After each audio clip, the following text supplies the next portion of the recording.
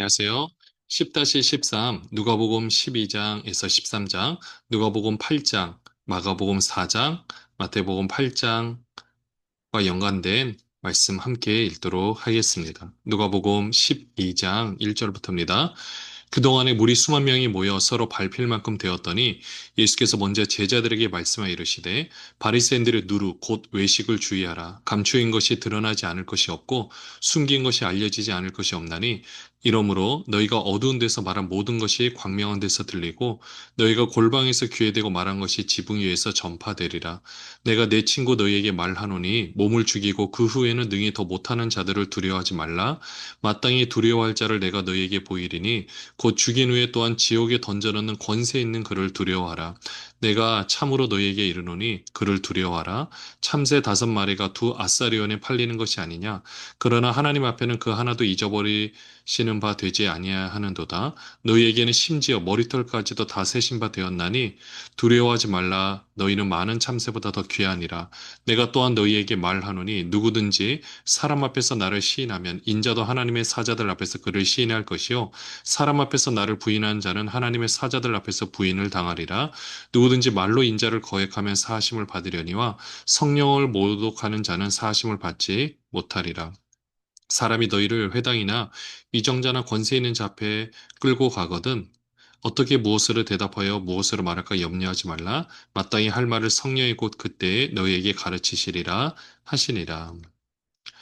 무리가 많이 모였습니다. 이때 예수님께서 먼저 제자들에게 말씀을 하시는데 바리새인의 누루 곧 외식을 조심하라는 거죠.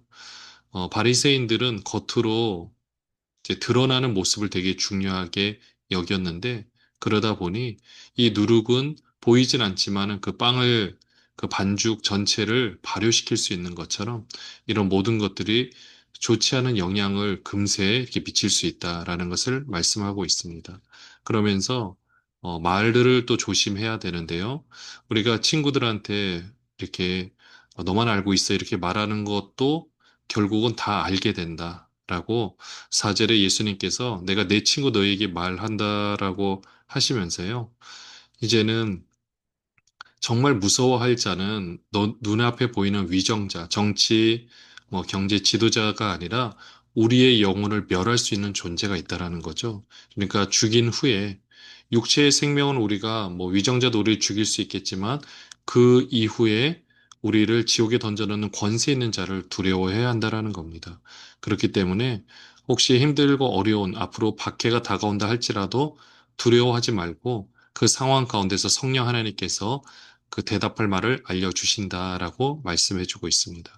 13절부터 보시면은요, 무리 중에 한 사람이 이르되 선생님, 내 형을 명하여 유산을 나와 나누게 하소서 하니 이르시되 이 사람아 누가 나를 너희의 재판장이나 물건 나누는 자로 세웠느냐 하시고 그들에게 이르시되 삼가 모든 탐심을 물리치라 사람의 생명이 그 소유에 넉넉한 데 있지 아니하니라 하시고 또 비유로 그들에게 말씀하여 이르시되 말하여 이르시되 한 부자가 그 밭에 소출이 풍성함에 심중에 생각하여 이르되 내가 곡식 쌓아둘 곳이 없으니 어찌할까 하고 또 이르되 내가 이렇게 하리라 내 곡간을 헐고 더 크게 짓고 내 모든 곡식과 물건을 거기 쌓아두리라 또 내가 내 영혼에게 이르되 영혼아 여러 해 쓸 물건을 많이 쌓아두었으니 평안히 쉬고 먹고 마시고 즐거워하자 하리라 하되 하나님은 이르시되 어리석은 자여 오늘 밤에 내 영혼을 도로 찾으리니 그러면 내 준비한 것이 누구의 것이 되겠느냐 하셨으니 자기를 위하여 재물을 쌓아두고 하나님께 대하여 부여하지 못한 자가 이와 같으니라.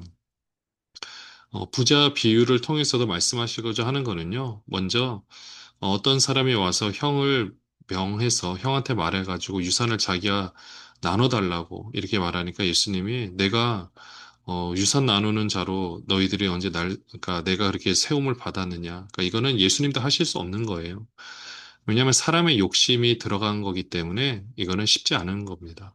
그러면서 예수님께서 말씀해 주시는 것은 21절에 자기를 위하여 재물을 쌓아도 하나님께 대하여 부여하지 못한 자. 이것은 어리석은 부자처럼 내가 많은 것들을 창고를 지어서 더 많은 소출을 넣었지만 내 생명이 결국 여기서 끝나면은 그 모든 것이 누구 것이 되겠습니까? 그러니까 우리에게 주어진 현재라는 시간 가운데서 우리에게 있는 물질을 가지고 어떻게 하나님의 뜻에 따라 그 하나님의 뜻이 우리를 통해 이루어가는 하나님의 뜻이거든요. 아름답게 쓰임 받는 것이 무엇보다 중요합니다. 22절부터 보시면은요. 또 제자들에게 이르시되 그러므로 내가 너희에게 이르노니 너희 목숨을 위하여 무엇을 먹을까 몸을 위하여 무엇을 입을까 염려하지 말라. 목숨이 음식보다 중하고 몸이 의복보다 중하니라. 까마귀를 생각하라. 심지도 아니하고 거두지도 아니하며 골방도 없고 창고도 없으되 하나님이 기르시나니 너희는 새보다 얼마나 더 귀하냐. 또 너희 중에 누가 염려함으로 그 길을 한 자라도 더할 수 있느냐. 그런즉 가장 작은 일도 하지 못하면서 어찌 다른 일들을 염려하느냐. 백합화를 생각하여 보라. 실도 만들지 않고 짜지도 아니하느니라. 그러나 내가 너에게 말하노니 솔로몬의 모든 영광으로도 입은 것이 이 꽃 하나만큼 훌륭하지 못하였느니라. 오늘 있다가 내일 아궁이에 던져지는 들풀도 하나님이 이렇게 입히시거든. 하물며 너희일까 보냐. 믿음이 작은 자들아. 너희는 무엇을 먹을까 무엇을 마실까 하여 구하지 말며 근심하지도 말라. 이 모든 것은 세상 백성들이 구하는 것이라. 너희 아버지께서는 이런 것이 너희에게 있어야 할 것을 아시느니라. 다만 너희는 그의 나라를 구하라. 그러면 이런 것들을 너희에게 더하시리라. 적은 무리여 무서워 말라. 너희 아버지께서 그 나라를 너희에게 주시기를 기뻐하시느니라. 너희 소유를 팔아 구제하여 낡아지지 아니하는 배낭을 만들라. 곧 하늘에 둔 바 다함이 없는 보물이니 거기는 도둑도 가까이 하는 일이 없고 좀도 먹는 일이 없느니라. 너희 보물이 있는 곳에는 너희 마음도 있으리라. 제자들에게 말씀하시는 게 너희가 무엇을 먹을까, 무엇을 입을까 염려하지 말라라고 했습니다. 왜냐하면 일단 까마귀를 보라는 거죠. 심지도 거하고 거주도 않았는데 하나님께서 기르신다. 너희가 새보다 귀하다. 근데 중요한 것은요. 까마귀들이 먹이를 구하기 위해서 최선의 노력을 다한다라는 겁니다. 우리가 이 말씀을 보고 나는 그냥 가만히 있어 하나님이 먹이시는구나. 아니요. 그렇지 않습니다. 우리가 하나님께 주신 모든 은혜 가운데 최선을 다해야 되는 겁니다. 그러니까 우리가 항상 말씀을 이렇게 편협하게 이해를 하면 안 되는데요. 지금 이걸 보니까 걱정할 필요가 없구나. 그렇다고 그냥 가만히 놀고 먹으면 되느냐? 그럼 그냥 굶어 죽는 겁니다. 그렇게 하라는 것이 아니에요. 최선을 다해서 우리가 할 수 있는 것은 하나님께서 심겨놓으신 법칙입니다. 그렇기 때문에 일찍 일어나는 새가 벌레를 잡는다는 이 말처럼 우리도 최선을 다해서 우리에게 맡겨진 일을 하는 겁니다. 다만 어떻게 해야 되느냐? 염려하지 말라라고 있어요. 25절에. 염려으로 키를 한 자라도 더 할 수 없기 때문에 내일 이걸 못하면 어떠지? 내일 직장을 못 가면 어떠지? 내일 이거 못하면 어떻게지? 이렇게 하지 말라라는 거죠. 그것을 하나님께서 우리가 경험하고 있는 일반적인 모든 섭리를 통해서 역사하신다라는 겁니다. 결국 이걸 보면 나의 삶의 모든 영역 가운데 하나님께서 함께 하시는 것을 보게 됩니다. 26, 26절 또 27절에 보시면 백합화. 이 백합화가 보통 아네모네라는 꽃을 이라고 말을 하는데요. 뭐 빨간색 꽃도 있고 보통 자색. 그러니까 자색하면 그 당시 왕권을 상징했는데 솔로몬의 모든 영광으로 입은 것이 이 꽃 하나만 같이 훌륭하지 못하였다. 왜냐? 이 꽃은 살아 있거든요. 솔로몬의 영광은 이미 죽었거든요. 그렇게 되면 오늘 현재에서 내가 어떤 삶을 살아내느냐, 그리고 걱정하지 않는 것이 그 무엇보다 중요하고요. 또 하나님의 일을 우리가 함께 감당하는 것이 중요합니다. 하나님의 일이라는 게 내일과 반대되는 일을 말하는 것은 아니에요. 그러니까 결국 내일이 다 하나님의 일이 되면 되는 겁니다. 내가 오늘 최선을 다해서 우리 자녀를 양육하고 또 필요한 것을 공급하기 위해서 최선을 다해서 노력하고 가족을 먹여 살리 노력하는 거 다 하나님의 일이죠. 하나님의 일이 다 중요한데요. 우리가 하는 모든 일도 다 하나님의 일이고, 또 우리 자녀를 생각하는 것처럼 그 누군가 부모가 없어서 때로는 어떤 여러 가지 힘들고 어려운 일들을 통해서 정말 이러한 양식을 걱정하는 사람들이 있다면 우리가 하나님의 심정으로 그들을 섬긴다라면, 네, 그것을 교회를 통해서 섬긴다라면 하나님께서 먹이시는 거죠. 그러면 당연히 우리의 삶도 그것을 통해서 훨씬 더 풍요롭고 또 내가 삶의 목적을 깨닫기 때문에 훨씬 더 복된 삶을 살 수 있게 되는 겁니다. 35절입니다. 허리에 띠를 띠고 등불을 켜고 서 있으라. 너희는 마치 그 주인이 호른 집에서 돌아와 문을 두드리면 곧 열어주려고 기다리는 사람과 같이 되라. 주인이 와서 깨어있는 것을 보면 그 종들은 복이 있으리로다. 내가 진실로 너희에게 이르노니 주인이 띠를 띠고 그 종들을 자리에 앉히고 나와 수종 들리라. 주인이 혹 이경이나 혹 삼경에 이르렀어도 종들이 그같이 하고 있는 것을 보면 그 종들은 복이 있으리로다. 너희도 아는 바니 집주인이 만일 도둑이 어느 때에 이를 줄 알았더라면 그 집을 뚫지 못하게 하였으리라. 하시니라. 그러므로 너희도 준비하고 있으라. 생각하지 않은 때 인자가 오리라 하시니라.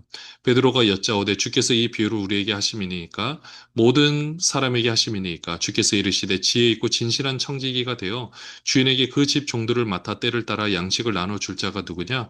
주인이 이를 때 그 종이 그렇게 하는 것을 보면 그 종은 복이 있으리로다. 내가 참으로 너희에게 이르노니 주인이 그 모든 소유를 그에게 맡기리라. 만일 그 종이 마음에 생각하기를 주인이 더디 오리라 하여 남녀 종들을 때리며 먹고 마시고 취하게 되면 생각하지 않은 날 알지 못하는 시각에 그 종의 주인이 이르러 어미 때리고 신실하지 아니한 자에 받는 벌에 처하리니 주인의 뜻을 알고도 준비하지 아니하고 그 뜻대로 행하지 아니한 종은 많이 맞을 것이요 알지 못하고 맞을 일을 행한 종은 적게 맞으리라. 물은 많이 받는 자에게는 많이 요구할 것이요 많이 맡은 자에게는 많이 달라 할 것이니라. 청지기의 정신이 중요하고요. 우리가 하나님의 집을 맡은 종, 또 청직이라면 우리는 이 모든 일들을 잘 감당해야 될 필요가 있습니다. 더 많이 맡았다, 더 많은 달란트를 주고 더 많은 것을 하게 했다. 당연히 이 모든 일을 더 잘 감당해야 하겠죠. 사실 주인이 와서 깨어 있는 것은 쉬운 일은 아닐 겁니다. 그러나 종으로서 당연히 해야 될 역할이고요. 무엇보다 38절에 보시면 2경이나 3경, 네, 2경, 보통 밤 9시부터 12시, 3경은 12시부터 3시. 굉장히, 그 12시부터 3시면은 굉장히 늦은 시간이죠. 이런데도 깨어 있는 거 네, 쉽지 않습니다. 그러나 그렇게 해야 되는 모습이 필요합니다. 49절에 보시면은요. 내가 불을 땅에 던지러 왔노니 이 불이 이미 붙었으면 내가 무엇을 원하리요? 나는 받을 세례가 있으니 그것이 이루어지기까지 나의 답답함이 어떠하겠느냐? 내가 세상에 화평을 주려고 온 줄로 아느냐? 내가 너에게 이르노니 아니라 도리어 분쟁하게 하려 함이로다. 이후부터 한 집에 5사람이 있어 분쟁하되 셋이 둘과 둘이 셋과 하리니 아버지가 아들과 아들이 아버지와 어머니가 딸과 딸이 어머니와 시어머니가 며느리와 며느리가 시어머니와 분쟁하리라 하시니라. 이 49절 말씀에 보시면 불을 땅에 던지러 왔다. 그래서 불이 이미 붙었으면 내가 무엇을 원하리요? 이건 예수님께서 그 당시에 잘못된 교리로 무장이 된 유대교를 어떻게든 바꾸시고자 하는 예수님의 그 마음을 표현을 하고 있는 겁니다. 예수님께서 안식일법을 지키지 않는 것이 아니라 진짜 의미를 지키게 하시려고 안식일마다 병을 고치시고 회복시켰던 모습을 보는데요. 그 잘못된 그 생각 속에 빠져 있는 그들을 바꾸고자 노력하는 그 모습. 50절에도 보시면 나와 있는데 나는 받을 세례가 있으니 그것이 이루어지기까지 나의 답답함이 어떠하겠느냐. 받을 세례. 십자가에서 결국 못 박히심을 말하는 건데요.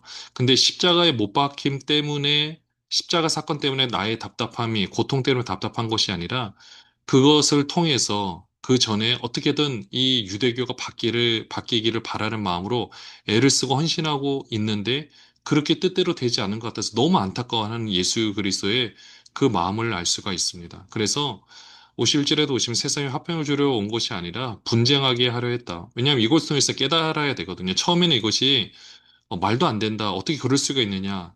하지만 그걸 통해서 결국 해결이 될 수가 있거든요. 그러다 보니 사람들끼리 사이가 안 좋아질 수도 있어요. 분쟁할 수 있습니다. 52절 여러분 한 집에 5사람이 있으면 막 분쟁을 하는 거예요. 그러나 이걸 통해서 결국 진리가 바로 잡혀가야 한다는 말씀을 예수님께서 하고 계십니다. 54절에 보시면은요.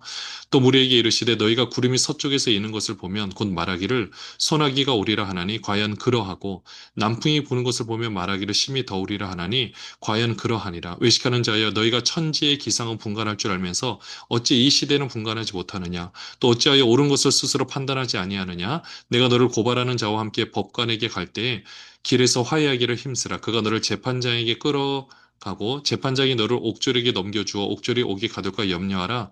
내게 이르노니 한 푼이라도 남김이 없이 갚지 아니하고서는 결코 거기서 나오지 못하리라 하시니라.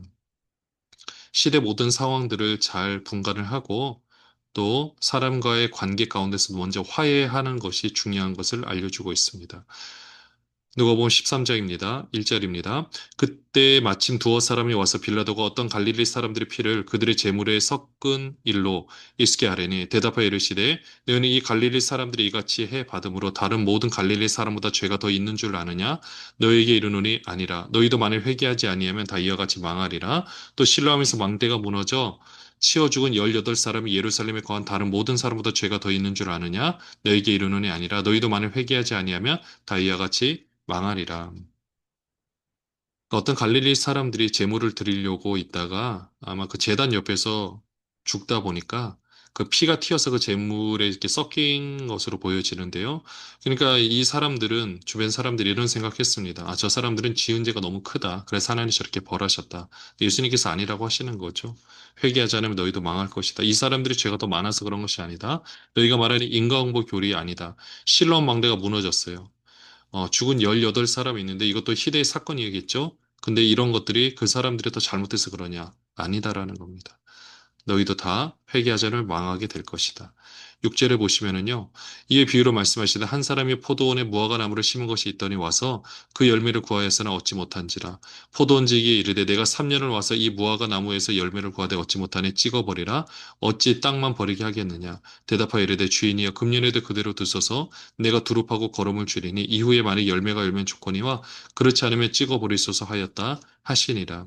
이거는 무화과 나무의 비유인 것 같지만 사실은 청지기가 어떤 자세를 가지고 하느냐가 중요합니다. 주인이 그 무화과 나무를 찍어 버리려고 할 때 청지기가 뭡니까? 내가 다시 한번 기회를 주시옵소서. 내가 두릅하고 거름을 주겠습니다. 하나님께서 이 세상, 그러니까 예수 그리스도 외에는, 예수 이름 외에는 구원함이 없다. 온 세상이 지옥으로 향해 가고 있다. 그럼 우리는 어떻게 해야 될까요? 그냥 우리만 살고 나머지는 죽어도 상관없는 걸까요? 아니죠. 저들의 잘못이 우리의 잘못입니다. 라고 말을 하고 기도하는 우리의 모습이 필요합니다. 누가복음 13장 18절입니다. 그러므로 예수께서 이르시되 하나님의 나라가 무엇과 같을까? 내가 무엇으로 비교할까? 마치 사람이 자기 채소밭에 갖다 심은 겨자씨 하나를 같으니 자라 나무가 되어 공중의 새들이 그 가지에 깃들였느니라. 또 이르시되 내가 하나님의 나라를 무엇으로 비교할까? 마치 여자가 가루 서말 속에 갖다 넣어 전부 부풀게 한 누룩과 같으니라 하셨더라. 보이지 않지만 영향력을 계속해서 미치고 있는 모습을 말하고 있습니다. 누가복음 8장 19절입니다. 예수의 어머니와 그 동생들이 왔으나 무리로 인하여 가까이 하지 못하니 어떤 이가 알리되 당신의 어머니와 동생들이 당신을 보려고 밖에 서 있나이다. 예수께서 대답하여 이르시되 내 어머니와 내 동생들은 곧 하나님의 말씀을 듣고 행하는 이 사람들이라 하시니라. 예수의 어머니 그리고 동생들 예수에 대한 소문이 좋지 않으니까 잡으려고 왔겠죠.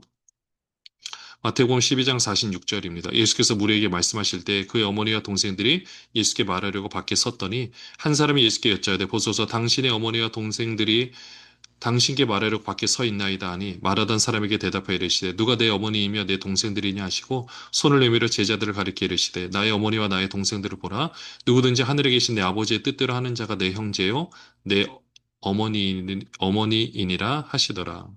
마가복음 3장 31절입니다. 그때 예수의 어머니와 동생들이 와서 밖에 서서 사람을 보내어 예수를 부르니 우리가 예수를 둘러 앉았다가 여짜오되 보소서 당신의 어머니와 동생들과 누이들이 밖에서 찾나이다. 대답하시되 누가 내 어머니이며 동생들이냐 하시고 둘러 앉은 자들을 보시며 이르시되 내 어머니와 내 동생들을 보라. 누구든지 하나님의 뜻대로 행하는 자가 내 형제요 자매요 어머니이니라. 마가복음 4장 35절입니다. 그날 저물 때에 제자들이 이르시되 우리가 저편으로 건너가자 하시니 그들이 무리를 떠나 예수를 배에 계신 그대로 모시고 가매 다른 배들도 함께 하더니 큰 광풍이 일어나며 물결이 배에 부딪혀 들어와 배에 가득하게 되었더라. 예수께서는 고물에서 베개를 베고 주무시더니 제자들이 깨우며 이르되 선생님이여 우리가 죽게 된 것을 돌보지 아니하시나이까 하니 예수께서 깨어 바람을 꾸짖으시며 바다들을 이르시되 잠잠하라 고요하라 하시니 바람이 그치고 아주 잔잔하여 지더라. 이에 제자들에게 이르시되 어찌하여 이렇게 무서워하느냐 너희가 어찌 믿음이 없느냐 하시니 그들이 심히 두려워하여 서로 말하되 그가 누구에게 바람과 바다도 순종하는가 하였더라.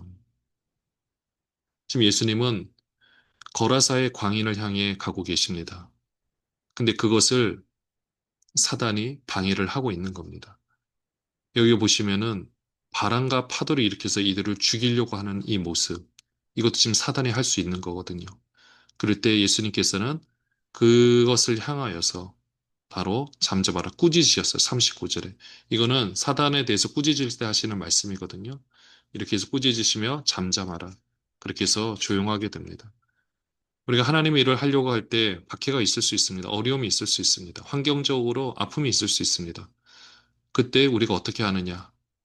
거기서 무너져서 내가 그것을 포기하느냐? 아니면 하나님께 주신 힘과 능력으로 다시 한번 나아가느냐? 그 선택을 우리가 할 수 있습니다. 결국 사단은 우리를 죽이지는 못합니다. 그렇게 하려고 하겠지만은, 그러니까 그런 어려움들이 결국 우리한테 보여지겠지만 우리는 그것을 예수 그리스도의 능력으로 이겨낼 수 있습니다.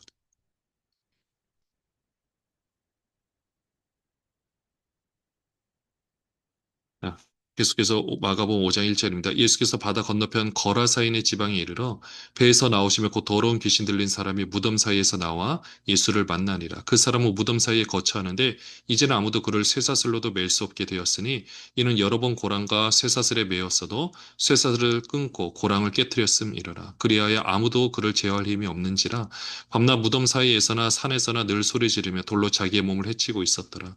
그가 멀리서 예수를 보고 달려와 절하며 큰 소리로 부르짖어 이르되 지극히 높으신 하나님의 아들 예수여 나와 당신이 무슨 상관이 있나이까 원하건대 하나님 앞에 맹세하고 나를 괴롭히지 마옵소서 하니 이는 예수께서 이미 그에게 이르시기를 더러운 귀신아 그 사람에게서 나오라 하셨습니다.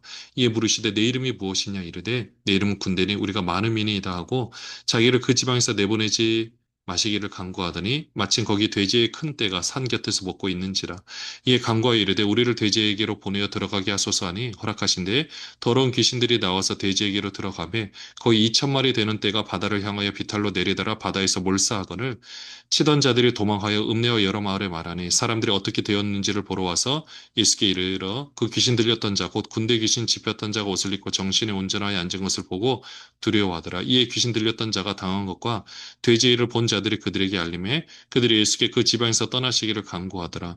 예수께서 배에 오르실 때 귀신 들렸던 사람이 함께 있기를 간구하였으나 허락하지 아니하시고 그에게 이르시되 집으로 돌아가 주께서 내게 어떻게 큰 일을 행하사 너를 불쌍히 여기신 것을 내 가족에게 알리라 하시니 그가 가서 예수께서 자기에게 어떻게 큰 일을 행하셨는지를 데가볼리에 전파하니 모든 사람이 놀랍게 여기더라.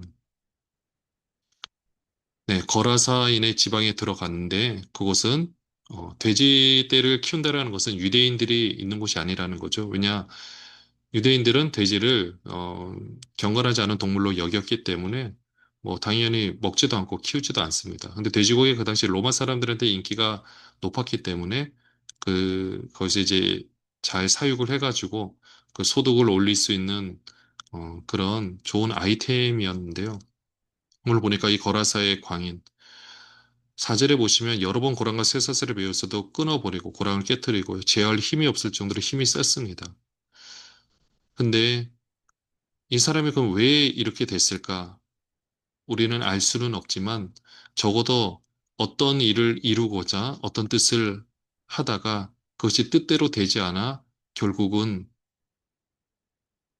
정신적으로 이상하게 되었을 가능성이 높습니다. 이게 그러니까 나쁜 행위를 해서가 아니라 정말 그 뜻이 이루어지기를 원하고 그 가운데서 이거 되기를 원했지만은 되지 못해서 안타까워하는 그 심정으로 한 가지 확실한 것은 이 사람을 만나기 위해서 이 거라사인의 광인의 이 외침이 너무 컸기 때문에 예수님이 이를 만나러 가고 사탄은 필사적으로 저지하였다는 사실이 중요합니다.